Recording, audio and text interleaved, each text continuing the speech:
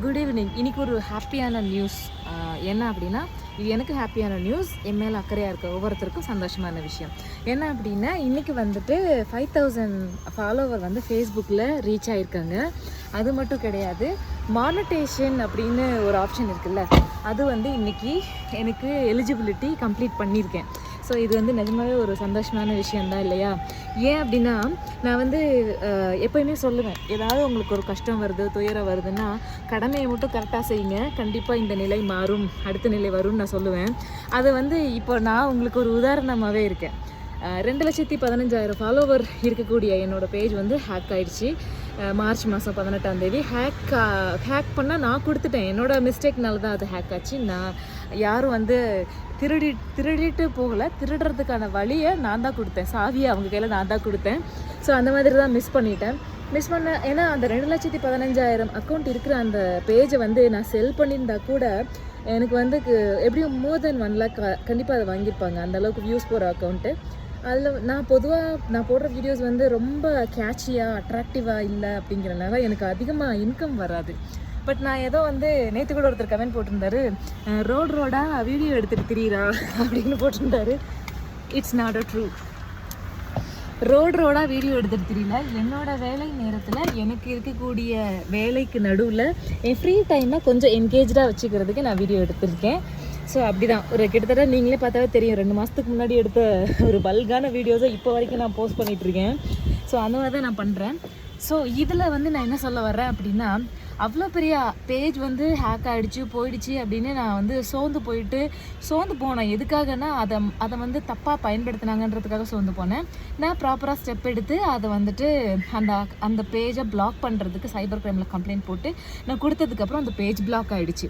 So அதுக்கப்புறம் என்கிட்ட ஒரு ஃபாலோவர் கூட இல்லை. இப்போ என்ன பண்ணால் புதுசாக ஒரு பேஜ் ஆரம்பித்து அதில் போஸ்ட் பண்ணுறதுக்கு எனக்கு விருப்பமே இல்லை. ஏன்னா நான் வந்து 2 lakhல இருந்துட்டு இப்போது ஒரு ஃபாலோவர் வர்றதே பெரிய விஷயம். ஒவ்வொரு ஃபாலோவரும் நம்மளை வந்து ஃபாலோ பண்ணுறாங்கன்னா அதுவே பெரிய விஷயம். நம்மக்கிட்ட இருக்கக்கூடிய ஏதோ ஒரு பாசிட்டிவிட்டிக்காக தான் அவங்க நம்ம ஃபாலோ பண்ணுறாங்க.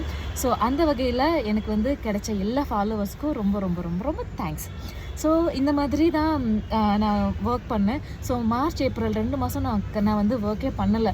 மனசு கஷ்டமாக தான் இருந்தது, அதை விட்டு வெளியில் வரணும்ல. பட் கொஞ்சமாக பண்ணேன், ரொம்ப பண்ணல. ஏப்ரல் முடிஞ்சதுக்கப்புறம் மே அண்ட் ஜூன் மாதம் மறுபடியும் சரி நம்மளோட வேலையை நம்ம கரெக்டாக பண்ணுவோம்னு நான் 2 month பண்ணேன். இன்றைக்கி ஜூலை மாதம் 5000 ஃபாலோவர்ஸை வந்து கிடச்சிருக்காங்க. மானிட்டேஷனும் எனேபிள் ஆகிடுச்சு.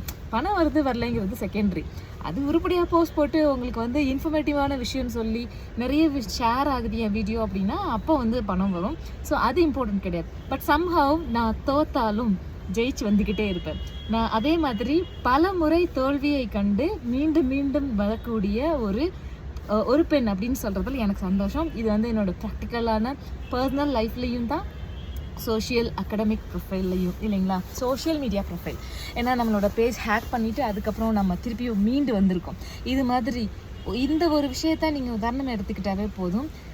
ஒவ்வொரு தோல்வியும் ஏதோ ஒரு பாதையை நமக்கு திறக்கிறதுக்காகத்தான்.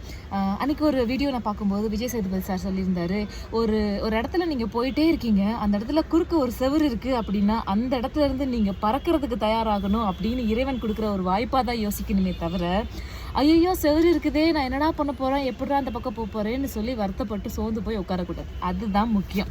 ஸோ அது மாதிரி தான் வாழ்க்கையில் எத்தனை சோதனைகள் துன்பங்கள் வந்தாலும் அது எல்லாத்தையும் உடச்சி எறிஞ்சிட்டு அந்த பக்கம் போகிறதுக்கான வலிமையை நம்ம ஏற்படுத்திக்கிட்டாவே வாழ்க்கையில் ஒவ்வொரு நொடியும் சக்ஸஸ்ஃபுல்லாக இருக்கலாம், முகத்தில் புன்னகை மாறாமல் இருக்கலாம். சரியா? அதனால் எப்பயுமே புன்னகையோடு இருங்க. என்ன துன்பம் வந்த போதிலும் எதுவும் நிரந்தரம் இல்லை. Keep move on. டாடா.